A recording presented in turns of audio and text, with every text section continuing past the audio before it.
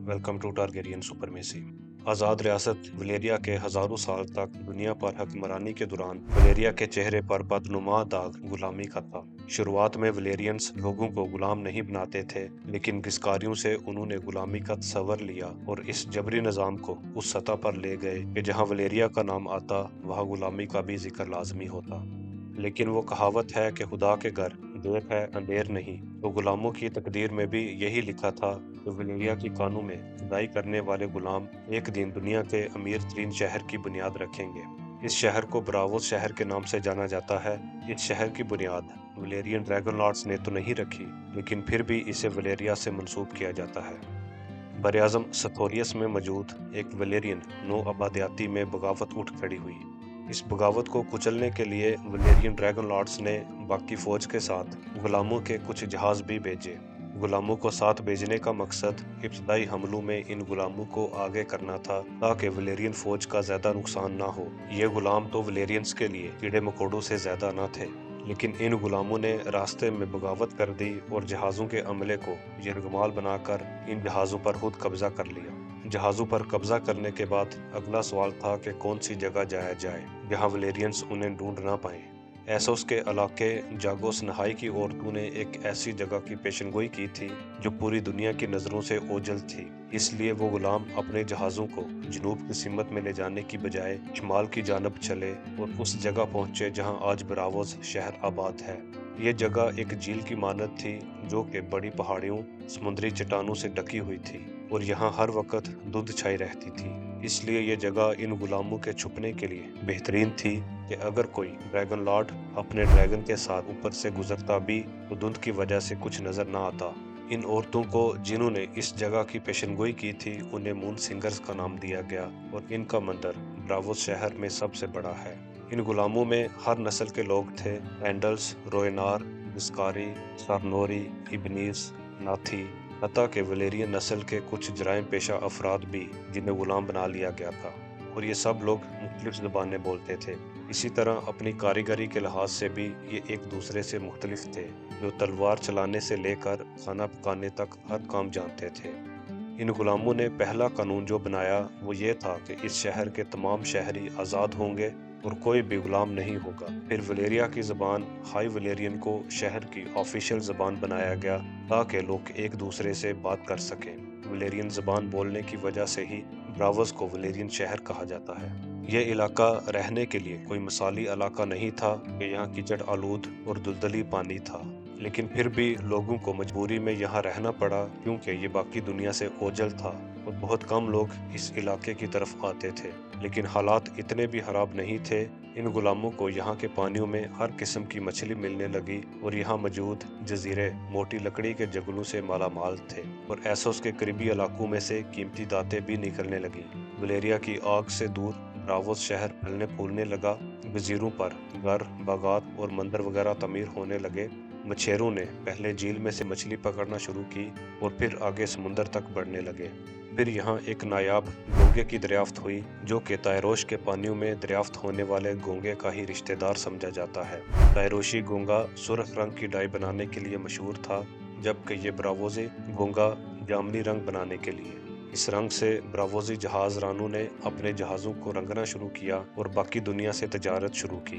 खुले समुंदर में या किसी बंदरगाह पर अगर कोई पूछगिछ करता तो किसी दूसरे शहर का नाम बता देते, लेकिन फिर भी एहतियात ज़रूरी थी और शुरुआत में वलेरियन शहरों से बचते हुए वेस्टरोस, इब और दूसरे शुमाली इलाकों में ही तजारत करते। इस तरह शुरुआत के 100 से ज़ायद सालों तक ब्रावोस एक पोशीदा शहर ही रहा। ब्रावोस को इस पोशीदा शनाख्त से निकालने का सहरा सी लॉर्ड ओथेरो के सर जाता है, जिसने शहर की बुनियाद रखे जाने के 111 सालों बाद पूरी दुनिया में अपने नुमाइंदे भेजकर उनको शहर की सालगिरह के जश्न में शिरकत की दावत दी। सी लॉर्ड ने वलेरिया में भी आयरन बैंक का नुमाइंदा भेजा। जो गुलाम वलेरिया से भागे थे वो और उनके आका भी अब तक मर चुके थे। वलेरियन ड्रैगन लॉर्ड्स ने इन भागे हुए गुलामों के औलादों में ज्यादा दिलचस्पी न ली और आयरन बैंक ने इन आकाओं के बच्चों को चीने के जहाजों की कीमत अदा की, लेकिन गुलामों की कीमत अदा करने से माजरत कर ली। इस वाक़ये को ब्रावोस की नकाब कुशाई कहा जाता है और हर साल इसका जश्न मनाया जाता है। ये जश्न 10 दिन तक जारी रहता है, जिसमें मुख्तलिफ खेल और तमाशे किए जाते हैं और 10वें दिन आधी रात को जब टाइटन ऑफ ब्रावोस लौटता है तो तमाम लोग एक साथ अपने नकाब उतारते हैं। ब्रावोस शहर की बुनियाद तो गुलामों ने रखी, लेकिन अब ये शहर दुनिया का अमीर और ताकतवर तरीन शहर बन चुका है। जहाँ वोलांटिस की ताकत उसकी मजबूत काली दीवारें हैं, वहाँ ब्रावोस की ताकत उसका टाइटन और उसके साथ चट्टानों की लंबी कतार है। शहर में दाखिल होने का वाहिद रास्ता टाइटन ऑफ ब्रावोस के नीचे से ही होकर गुजरता है। यहाँ टाइटन ऑफ ब्रावोस के बारे में बात ना करना ज्यादती होगी। सतह समुंदर से 400 फुट ऊंचे सर और आग की तरह चमकती आंखों वाला ये टाइटन अपनी किस्म का वाहिद किला है। इसकी 2 टांगें 2 समुद्री चट्टानों पर खड़ी हैं, जो कि स्याह ग्रेनाइट चट्टानों की बनी हुई हैं। यह चट्टानें यहाँ कुदरती तौर पर ही खड़ी थीं, जिन्हें कारीगरों की 3 नस्लों ने टांगों की शक्ल दी और इन पर तांबे की तह चढ़ाई।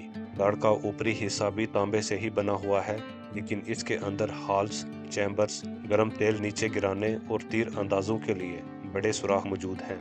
इस टाइटन की आंखों में आग जलाकर इसे लाइट हाउस के तौर पर इस्तेमाल किया जाता है, जो कि दूर से ही जहाज रानों को दिख जाती हैं, जिससे वो अपनी सिमत सीधी करते हैं। अगर कोई बहरी बेड़ा शहर पर हमला करने के लिए आगे बढ़े तो इस टाइटन के अंदर मौजूद तमाम हिफाजती सामान से उस पर हमला किया जाता है। अगर कोई जहाज इस हमले से भी बचकर टाइटन के करीब पहुंच जाए तो टांगों के बीच में से गुजरते हुए उस पर गर्म तेल और पत्थर नीचे गिराए जाते हैं, जिससे जहाज चट्टानों से टकरा जाता है।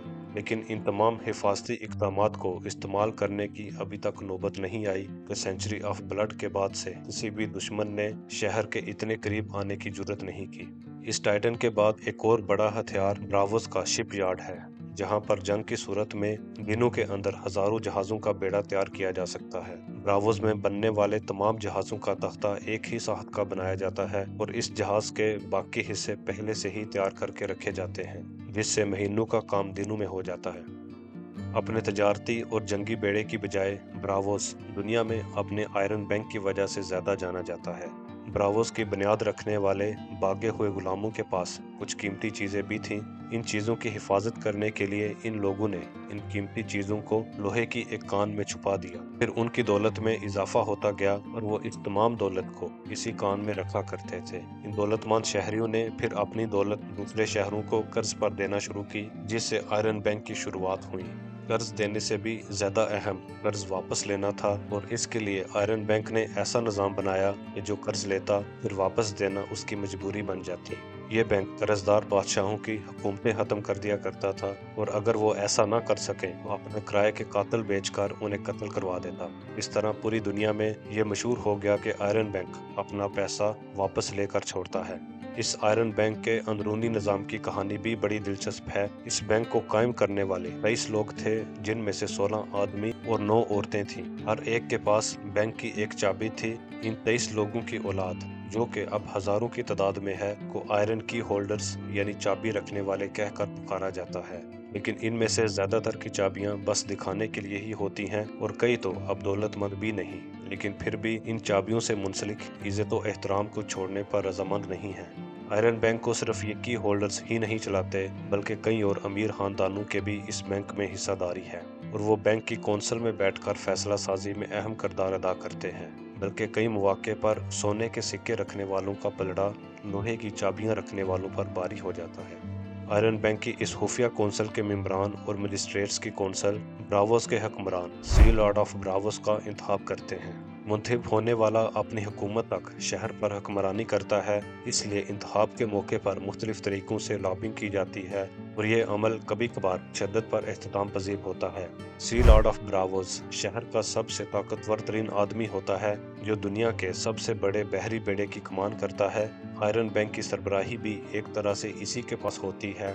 इसके अलावा ब्रावोस की एक मशहूर तंजीम फेसलेस मैन भी सी लॉर्ड के कंट्रोल में होती है।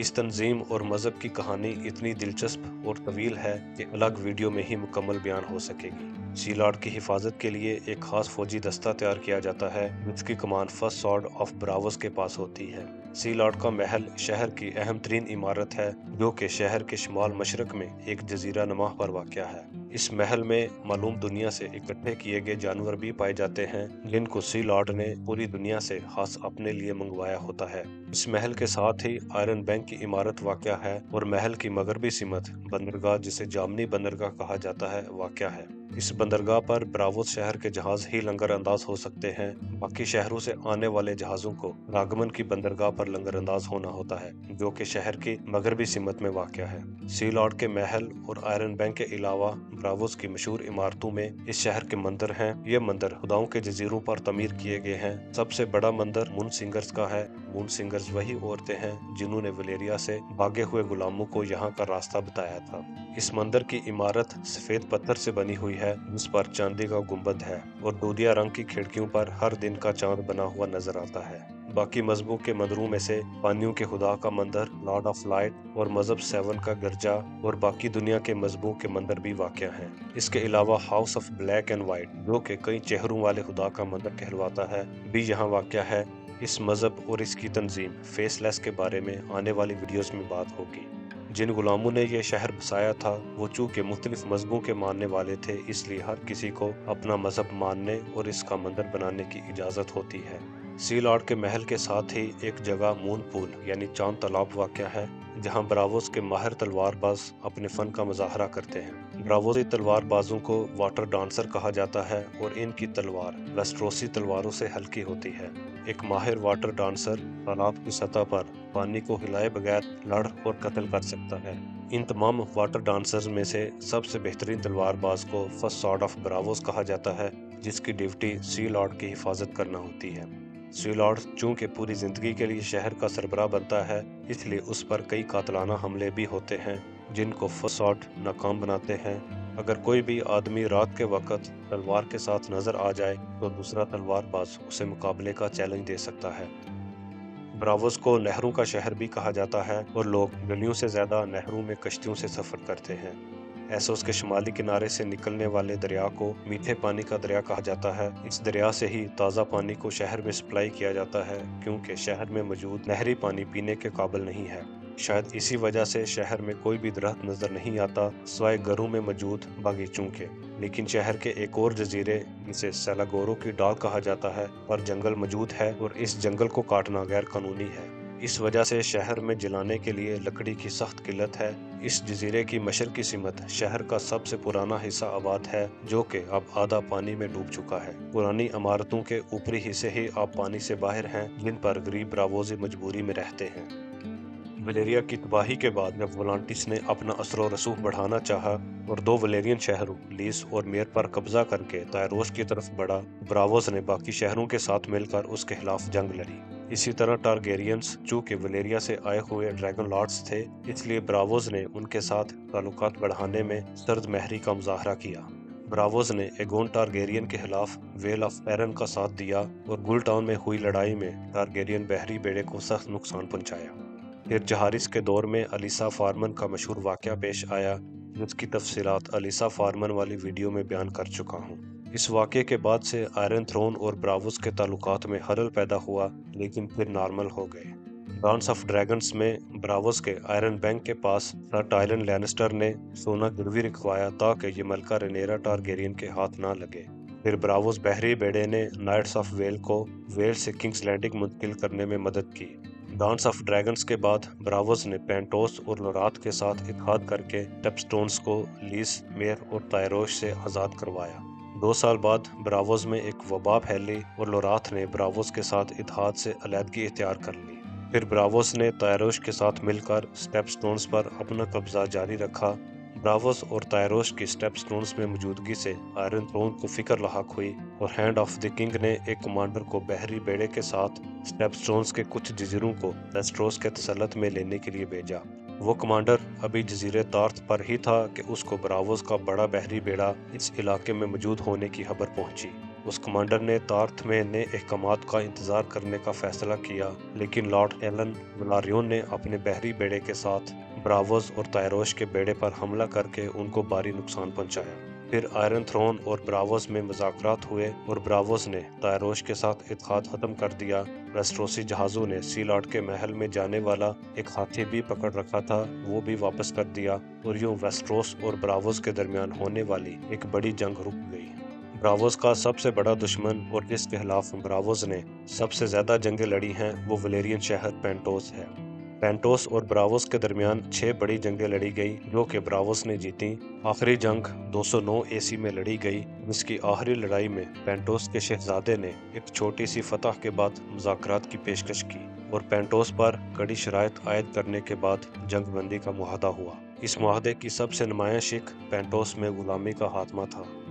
आखिरी टारगेरियन बादशाह एरस टारगेरियन के दौर में ब्रावोस और आयरन बैंक का एक बार फिर तनाज़ा शुरू हुआ। एरस के बाप जहारिस दोम ने 9 पेनी किंग्स की जंग के लिए भारी कर्जा लिया और जब आयरन बैंक ने इस कर्जे की वापसी का तकाजा किया और मुज़ाकरात कामयाब न हुए तो एरस ने ब्रावोस पर हमला करने की धमकी दी। लॉर्ड टाइवन लैनिस्टर, जो कि एरस का हैंड था, ने लैनिस्टर सोने से आयरन बैंक का कर्ज चुकाकर मामला रफा दफा करवाया। इसी मैड किंग एरस टारगेरियन की बादशाहत का जब खात्मा हुआ और रॉबर्ट बराथियन बादशाह बना तो एरस के 2 बच्चे शहजादा वसैरिस और शहजादी डेनेरिस टारगेरियन एक नाइट विलियम डेरी के साथ भागकर ब्रावोस पहुंचे। ब्रावोस में वो जिस घर में रहे उसका दरवाजा सुर्ख रंग का था, जो कि बाद में डेनेरिस के ख्वाबों में भी आता रहा। ब्रावोस में सर विलियम डेरी की मौत के बाद दोनों टारगेरियन शहजादा और शहजादी पेंटोस चले गए। रॉबर्ट बराथियन की कौंसिल के एक अहम रुकन और वजीर खजाना लॉर्ड पीटर बेलिश का दादा भी ब्रावोस में पैदा हुआ और किराए के सिपाही की हैसियत से वेल के लॉर्ड कोरब्रे के पास आया। उसके बेटे को जब नाइट बनाया गया तो उसने टाइटन ऑफ ब्रावोस को अपने झंडे के निशान के तौर पर अपनाया। उसने ही फिर वेल में हाउस बेलिश की बुनियाद रखी।